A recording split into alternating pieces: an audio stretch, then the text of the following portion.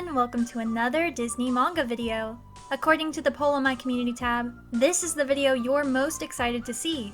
And to make it more fun, I've invited the iconic Athena P to help me talk about the unknown world of Tinkerbell manga. For those who don't know, Tinkerbell has been alive far longer than any of us, as she made her debut in J.M. Barrie's 1904 play Peter Pan. From there, she's made appearances in books, movies, television, but her most well-known design comes from Disney's Peter Pan from 1953. Despite her not being the title character of that movie, she easily became the most marketable, being used as somewhat of a secondary mascot for the Disney brand. She advertised the parks, had a bunch of merchandise, and became the star of her own film series that helped Disney make some serious money during the 2008 recession. If her product needed to be sold, Tinkerbell and her friends were probably slapped on it. Tinkerbell's popularity wasn't exclusive to Western markets either. Did you know that Disney is really popular in Japan? Like, some Disney characters are more popular than well-known anime characters, despite not being made in Japan. It's so interesting to see what designs have international appeal. Tinkerbell is one of those characters, and because of that, we were given a variety of Tinkerbell manga. The book adaptation trilogy was made by Haruhi Kato, and was published by Kodansha. The Petite Fairy's Diary was made by Jun Asaka, who also made the Nightmare Before Christmas manga, and it was also published by Kodansha. According to my anime list, the Petite Fairy's Diary was serialized in Nakayoshi Lovely, which is a branch of the regular Nakayoshi magazine that is still running to this day. Lastly, Tinkerbell and the Great Fairy Rescue was made by Shiori Kaneki. She also made the Tangled manga and wrote for an Aikatsu manga. In North America, all of these books were published by Tokyopop, who are well known for their Disney releases. I've already covered a handful of their Disney stories, so please watch those videos when you finish this one. Now, let's discover the adorable and overlooked collection of Tinkerbell manga. First, Vidya and the Fairy Crown is a manga retelling of the Disney Fairies book of the same name. The book opens with a quick explanation of the Disney Fairies world. It states, "If you head toward the second star to your right, and fly straight on till morning, you'll come to Neverland, a magical island where mermaids play and children never grow up. When you arrive, you might hear something like the tinkling of little bells. Follow that sound and you'll find Pixie Hollow, the secret heart of Neverland. A great old maple tree grows in Pixie Hollow, and in it lives hundreds of fairies and sparrowmen. Some of them can do water magic. Others can fly like the wind, and still others can speak to animals. And still others can speak to animals. You see, Pixie Hollow is the Never Fairies' kingdom, and each fairy who lives there has a special, extraordinary talent. Not far from the home tree, nestled in the branches of a hawthorn, is Mother Dove, the most magical creature of all. She sits on her egg, watching over the fairies, who in turn watch over her. For as long as Mother Dove's egg stays well and whole, no one in Neverland will grow old. Once, Mother Dove's egg was broken. But we are not telling the story of the egg here. Now it's time for Vidya's tale. This is exactly how the books open, and I'm so glad the manga kept this introduction. It's such a core part of the Disney Fairies book experience. Even if I find the concept of Mother Dove basically being their god kind of weird. Anyway, the story begins with all of the fairies receiving an invitation from Queen Clarion for her arrival day bash. All of the fairies excitedly prepare for the queen's arrival, except for Vidya, who finds the idea of the arrival day bash to be a waste of time. The manga gives us some information about our lead character, telling us of her selfishness and her preference for being alone. She's a lot more mean-spirited than her movie counterpart, who eventually becomes friends with the other fairies. As she flies around, Vidya spots Tinkerbell and Rainy talking about the upcoming celebration. Being the menace she is, she fastly flies between them in an attempt to scare the two. Tinkerbell gets upset and Vidya continues to pester the girls, but Rainy attempts to keep peace. Rainy then asks Vidya if she's coming to the party, and she's not shy when expressing her distaste for the upcoming event, and for the queen herself, even throwing out the idea that she'd like to knock the crown right off her head. As the preparations continue, the fairies are called for an emergency meeting. The queen arrives and informs the fairies that the arrival day bash has been cancelled because her crown has gone missing. As the fairies panic, trying to remember where the crown was last seen, Vidya finds herself in trouble as Tinkerbell accuses her of stealing the crown due to her past behavior and her comment earlier where she said she wanted to knock the crown right off the queen's head. Vidya brushes off the allegations, saying that she has no use for the crown. Despite this, the queen declares that Vidya will face a lifetime ban from Pixie Hollow if the crown is not found. Everyone leaves and Vidya is once again left alone, until a cheery fairy checks on her. This is Prilla. She's the youngest of the Never Fairies and is an absolute sweetheart. Instead of leaving Vidya alone, she decides to help her by starting an investigation. That way, if Vidya is truly innocent, she won't be unfairly punished. Vidya protests at first, but Prilla sees right through Vidya's harsh exterior. Deep down, Vidya does not want to be alone and can care for others. Flash forward to the next day, and the investigation officially begins. First, the girls talk to Cinda, who was the first one to notice the crown's disappearance. Raya admits to taking the crown to the repair shop to fix a small dent. However, she's unsure if it was ever brought back. Vidya flies into the repair shop and drives this poor guy to tears, but he explains that he did not hear Raya's request due to the loudness of his drill. He then says that Twire stopped by to pick up some scrap metal, meaning that the crown might have already been melted down. Vidya dashes to Twire's place, and luckily the crown hasn't been destroyed. However, it has been thrown down a laundry chute. Vidya and Prilla head down to the laundry room, and I love the interaction between Prilla and Vidya on page 108, where Prilla's like, "That's my Vidya." Like, oh my gosh! Y'all, Prilla might be crushing. Lymphia tries to help the girls by retracing her steps, and she realizes she forgot to move the velvet pouch containing the queen's crown out of the carrier. Side note, how much would it suck to be a laundry talent fairy? Like, there are fairies who can talk to animals, and you're stuck doing laundry all day? Forever? I got 5 pieces of candy. I got a chocolate bar. I got a quarter. I got a rock. Anyway, the girls head to the tea room and meet Nora, who found the crown and tossed it into a room that's filled with crowns, leaving Vidya and Prilla to deal with a needle in a haystack type search. Find the hay in the needle stack. With some help, Vidya eventually finds the right crown. After everything she's been through, Vidya wonders if she should steal the crown for real, since everyone thinks she's a thief already. But then she sees Prilla's sweet face and does the right thing. She returns the crown and gives recognition to everyone who helped her, although she does not stay for the party. That wouldn't be in character for her. The story itself is a basic search for the lost item story, but what makes it special is the dynamic between Vidya and Prilla. I'm not saying this for shipping reasons, although the looks they give each other at the end can be interpreted that way. But I personally love Sunshine and Moonlight character combos. Prilla is Vidya's light, and I love them. Tinkerbell's Secret is the manga retelling of the Disney Fairies book, The Trouble with Tink. The story begins with a frustrated Tinkerbell attempting to fix a metal bucket. As she finally figures out how to fix it, her friend Terrence comes by to visit. The manga quickly establishes Terrence's crush and Tinkerbell's lack of interest. She's more interested in redheaded boys, you know what I mean? He's chatting her up, and all she can think about is her work, even being disappointed that Terrence didn't bring her anything to fix. She literally does not care about this man. He needs to get the hint. She doesn't want a dude that looks like he could be her twin. So Tinkerbell is tuning him out until she hears the word tag. Something the fairies do for fun is play tag. It's so interesting how fairies are perceived as adults and have careers, but they still make time for childish activities like tag. I love that. That's adorable. I want to play tag. No one wants to play tag with me. During the game, the dust fairies are it, and of course Terrence chases Tinkerbell. She's very fast, but Terrence uses a fairy dust trick to stop Tinkerbell and tag her. I don't love the way he's looking at her. Get those shoujo romance bubbles out of here. Terrence and Tinkerbell's forced romance is interrupted by a hawk scatter as they fear for their lives, but soon as the hawk leaves, everyone decides to go home. Terrence and Tinkerbell say goodbye, and the poor guy seems to have lost his teeth. What is that smile? Ew! Clearly Tinkerbell likes her man with teeth because she straight up ignores him. Marinette? Yeah, of course. She's a very good friend. The main conflict begins when Tinkerbell realizes that she has lost her hammer. She retraces her step but has no luck of finding it. She cries, worried she will no longer be able to deliver her best work. But then she remembers that she has a spare hammer. She left it with Peter Pan, but the two seem to have a terrible fight as Tinkerbell sighs at the thought of seeing him.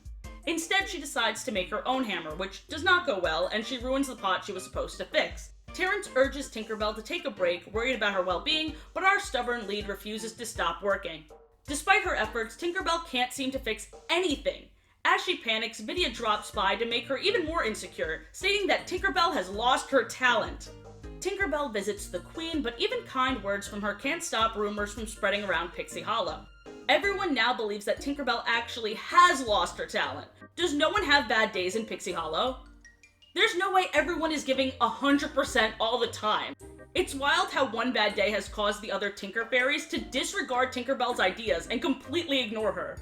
Feeling down, Tinkerbell goes to Mother Dove to talk about her situation, as she's the only one she can talk to about every part of her current situation. Mother Dove is the only one who knows about Tinkerbell's connection to Peter Pan, and it's during this conversation that we get some context as to why Peter and Tinkerbell aren't close anymore. Tinkerbell loves Peter Pan, that's no secret, although it's definitely creepy because she's an adult and he's a minor. The fact that he's immortal doesn't change that. It is good to be a pedophile every now and then. Oh my god, yeah. Dude, totally. I love being a pedophile. Peter Pan and Tinkerbell are inseparable until the arrival of Wendy Darling. Tinkerbell is jealous of the attention Peter gives Wendy, and she ends up hurting her, which upsets Peter. We then get an intense drawing of Peter yelling at Tinkerbell, declaring that she is banished. This is a memory that haunts Tinkerbell, replaying over and over in her mind. It's the very reason she can't bring herself to reunite with Peter and get her spare hammer. As she dwells on the past, Terrence comes by to check on Tinkerbell. She gives in and explains her situation, although she does not elaborate on her estranged relationship with Peter, probably because she'd get arrested. Anyway, Terrence volunteers to go with Tinkerbell to Peter's hideout, and this gives her the courage to get her spare hammer. The two fly through Neverland and sneak into Peter's hideout, where he is happily carving away, not a care in the world. When Terrence and Tinkerbell get his attention, he mistakes the two for butterflies and tries to kill them? Of course, he's just messing around. And the little trickster is actually happy to see Tinkerbell. The two do some catching up, and Peter immediately likes Terrence, because he's a boy, and that's enough of a reason for Peter to like someone, I guess. The pages of Tinkerbell and Peter reminiscing about past adventures is actually really sweet. Ignoring the outside context of their relationship, the manga makes it seem like friends who had a falling out, but reconnected easily after some time apart. The manga does a great job at making their friendship seem likable and somewhat healthy. After the two finish their trip down memory lane, Tinkerbell retrieves her spare hammer and she heads back home. Once she returns, she fixes the Queen's bathtub to prove that she's still a talented Tinker Fairy. This is a fantastic retelling of the book, despite some quirky art decisions. Nothing can replicate the beauty of the Disney Fairies art book, but the manga told the story in a much more charming way. The Disney Fairies book really leaned into the love aspect, which we obviously don't like.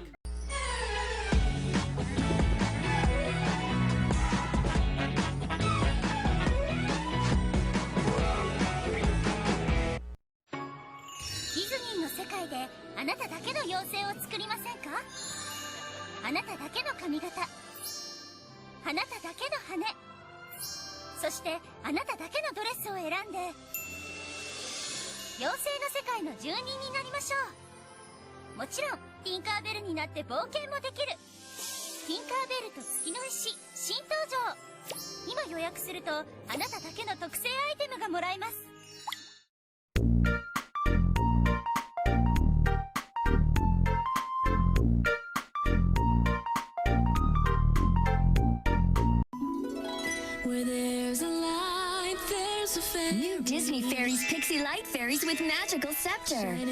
When you wave the scepter, Tink and her fairy friends' wings light up in rainbow colors with 6 magical sounds. Pixie Light Tink, Silver Mist, and Iridessa. A wave of the magical scepter's a must to light up wings like pixie dust. Disney Fairies Pixie Light dolls each sold separately, new from Jax. Faye, Trust, and Pixie Dust.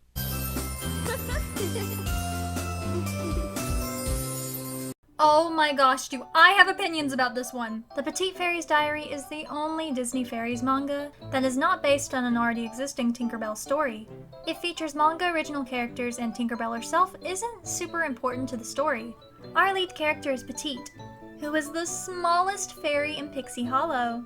And her entire personality is that she is small, and she struggles with being small. But it's becoming increasingly obvious I can deny it no longer! I am small.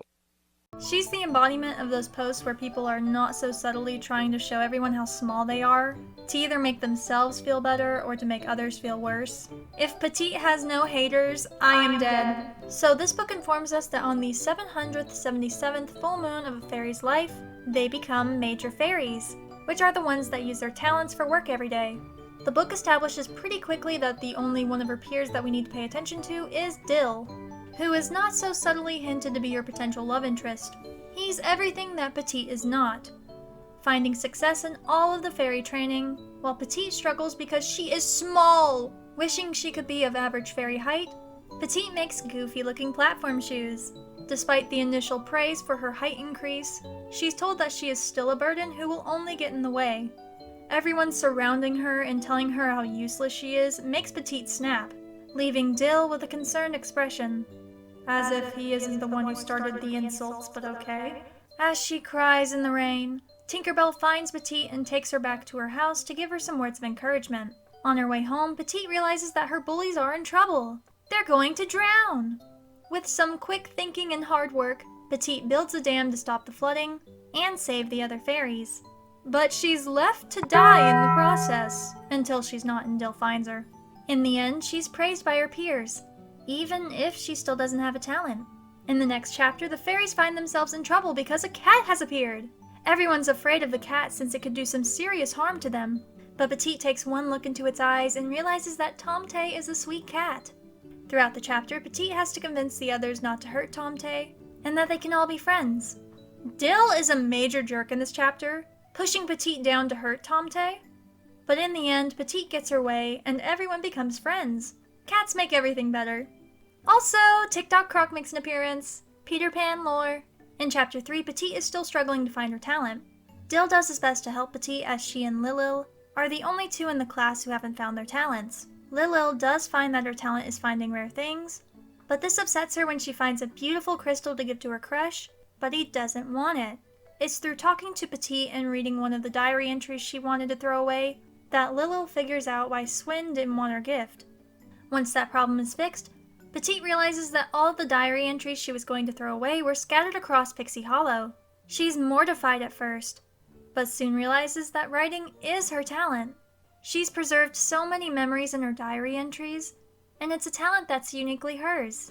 Petite is officially the only diary writing fairy, which is a bit odd to me because there have to be other writing fairies, right? Pixie Hollow has a library, and while Petite might be specifically talented in diary writing, shouldn't she just be a writing fairy? I don't know. The manga concludes with a story where everyone is getting ready for the ceremony, but oh no! Dill has hurt his arm, just after Petite realizes she loves him. Petite shares her feelings with Dill, searches for the best healing remedy for his arm, and the two almost miss their ceremony, but they somehow make the moonlight blossom bloom again so they can officially become major fairies with the rest of their class? Why can they only become major fairies if that flower is blooming? Because magic and drama, that's why. The story ends with Petite being a happy diary fairy who has a boyfriend, and the very last line is, "Maybe you'll meet these fairies who have been born of your human laughter." That's a sweet sentiment and is definitely intended for the target audience, but I'm past the age of Neverland entry. Can I still meet them? Of course, the best Disney Fairies book got a manga adaptation. How could it not? Rainy and the Mermaid Lagoon tells the story of a wingless water fairy named Rainy. She was born with wings but sacrifices them, asking Prilla to cut off her wings to save Mother Dove's egg in fairy dust and the quest for the egg. She is amazing and deserves the world, but instead she's only given insecurities and a flight companion named Brother Dove. He's great, but some of the fairies do not appreciate Rainy's sacrifice to save Pixie Hollow. The story begins with all the fairies preparing for the fairy dance. However, now that Rainy doesn't have wings, she's replaced in her fountain job, which greatly upsets her. The other water fairies think her and Brother Dove will only cause problem, which is an awful way to think! Why not adjust the ceremony to accommodate Rainy so she can feel included? The ableism in Pixie Hollow is bonkers. Anyway, despite Tinkerbell and Fyra's attempts to cheer Rainy up, the dance ends up being a disaster as Rainy cannot fully participate in a dance that requires flight. Again, the fairies should be more considerate of Rainy considering her sacrifice to save them all. Vidya only makes things worse, as she always does with her snarky comments towards Rainy. Tinkerbell does her best to defend her friend, but Rainy runs away from the chaos. When she's alone, Rainy decides to borrow the water fairy canoe. She sends a goodbye message to Tinkerbell via a bubble as she leaves Pixie Hollow, but she's attacked by a snake! Girl can't catch a break. She does her best to fight, but ends up falling into the water. When she wakes up, she's greeted by mermaids. Rainy is now in the Mermaid Lagoon, and she becomes fast friends with the mermaids. She's given a bubble necklace so she can hang out with them underwater. Maybe Rainy will finally find acceptance with the mermaids. The scenery of the Mermaid Kingdom is absolutely stunning, however, it's quickly noticeable that the mermaids are treating Rainy more like an object rather than a friend. They often refer to her as an it, and they even dress her up like a doll. Still attempting to make the best of her situation, Rainy tells the mermaids that they should have a party. They aren't familiar with the concept, but they like the idea of dressing up. One of the mermaids panic because she simply cannot go to the party without her ring. Ugh, really? So Rainy is sent to look for it. She struggles to get this ring back, and in return, they ditch her? The audacity? We get a heartbreaking scene where Rainy finally realizes that the mermaids didn't truly value anything. They're distracted by whatever is shiniest in the moment, and will toss things, or living creatures, fairies, the minute they find something they want more. Once again, Rainy is left alone, admiring the sea creatures. She attempts to befriend them. She doesn't have much luck until she's able to save a seahorse. The seahorse repays her kindness with a pearl. That's so sweet! Someone is finally being nice to Rainy! The two explore the sea together, and Rainy even gets to meet the seahorse's family. Rainy begins to feel homesick, and as she says goodbye to her new friend, she receives a bubble message from Tinkerbell. Everyone wants her to return home. She's wanted at home. When Rainy arrives at Pixie Hollow, everyone throws her a giant party, and she finally realizes how wonderful she is, even without her wings. The negativity that Rainy faces is heartbreaking, and it can come across as really mean-spirited. But Rainy is an incredible character that teaches us to embrace our talents in spite of physical differences or life experiences. Those are the things that make us more unique, and that's such an important lesson for the target audience to learn. You never know who might be helped or inspired by you. We stan Rainy! The last Tinkerbell manga is actually based on one of the movies. Tinkerbell and the Great Fairy Rescue is the third film in the Disney Fairies franchise. It's the one I watched the most growing up, so I'm excited that it's the one to have a manga retelling. Look how cute Tinkerbell looks on the cover! She is precious! The first page has an interesting opener. In this world, there are those who say fairies are nothing but make-believe. They are of the mind that seeing is believing. Yet still, there are those who believe in fairies with all their hearts. Since the beginning of time, humans and fairies have never met. Until, that is, one certain summer, where something truly unforgettable occurred. Sounds like we're in for an exciting story. The fairies are on the mainland, and Tinkerbell wants to investigate the human surroundings, but ends up getting trapped in a fairy house built by a little girl named Lizzie. She loves fairies, but her father constantly belittles her for believing in such a childish concept. Despite being a child, okay. Lizzie takes Tinkerbell inside, and Vidya rushes to get help. Like the movie, Lizzie doesn't immediately tell her father about her new fairy friend, because she's afraid Tinkerbell will end up on the wall like all the butterflies. Oh, yikes. Also, I can't take her face seriously. Lizzie is drawn so cute! Look how adorable she is! Like the movie, Tinkerbell's friends go on a grand adventure to save her, and Lizzie bonds with Tinkerbell by making a field journal all about fairies. What's interesting about this retelling is that most of the attention goes to Lizzie and Tinkerbell. A lot of the fairy rescue parts of the movie are briefly shown in a couple of big drawings, rather than the smaller panels manga is known for. They're great drawings, but it's an odd choice. Anyway, like the movie, Tinkerbell eventually defends Lizzie from the belittlement of her father. When she does so, he tries to catch her, but Vidya takes her place. With the rain, the fairies can't fly, so they give Lizzie enough pixie dust to fly through London and stop her dad from exposing the existence of fairies, which also repairs their father-daughter bond. It's a sweet, simplified version of the movie that has a super cute art style. Did this need to exist? No. Do I love it? Yes! I feel like that can be said for all of Tinkerbell's manga catalog. 4 out of the 5 are retellings of already existing Tinkerbell stories, and the other one is not anything special. It's cute. They're all cute, but I feel like these don't exist for any reason other than money. Tinkerbell is a marketable character and manga has become internationally popular. Why wouldn't there be Tinkerbell manga? The Disney Princesses had a fun series with Kill la Princess. Stitch has a boatload of manga. There are a handful of manga retellings of popular Disney films. The sky's the limit and tokyopop needs money. The manga retellings of the books are easily the best. If you're going to add any of these to your collection, let it be those. I enjoyed Vidya and Rainy's stories the best. Tinkerbell's Secret and Great Fairy Rescue are good as well, and Petite Fairy's Diary is easily my least favorite. I love the art style, but I don't love Petite as a character. Even with the cat inclusion, I did not enjoy this one as much as the others. Okay, I've covered Kill la Princess, Magical Dance, Miriam Marie, and all of the Disney Fairies manga. What's the next Disney manga video? Comment your ideas below. Subscribe to Athena if you haven't already. She made an amazing Disney Fairies lore video. Subscribe to me as well if you love girly and nostalgic content. Follow me on TikTok and Instagram as well for even more cute content. And lastly, troop on Hopelets, stay adorkable. Bye!